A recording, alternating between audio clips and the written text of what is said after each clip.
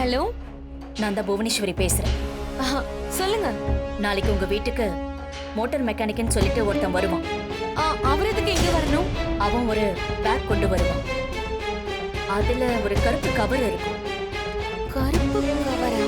அந்த கவர் நிறைய கட்டு கட்டா பணம் இருக்கும். அத வாங்கி யாருக்குமே தெரியாம ரகுராமுடைய ரூம்ல மறைச்சு வச்சிருக்கோம். ஆனா இதை எதுக்கு என்ன பண்ண சொல்றீங்க?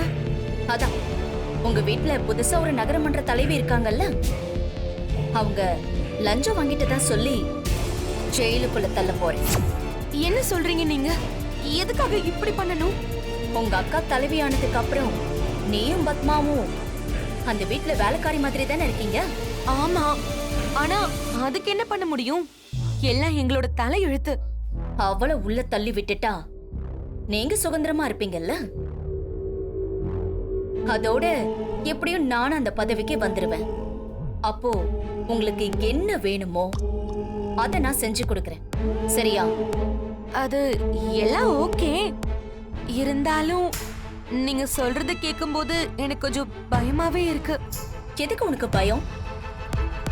அவ உள்ள போயிட்டா நீதான் இந்த வீட்டுக்கு எஜமானி.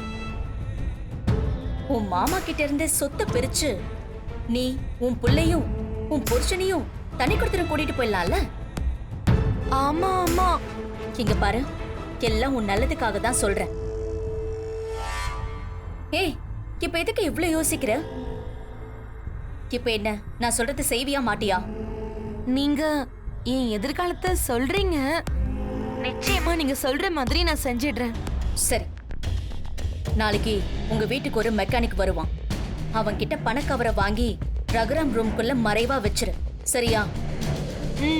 சரி சரி, கண்டிப்பா அதை செஞ்சிடுறேன். சரி, நான் வச்சிருக்கேன்.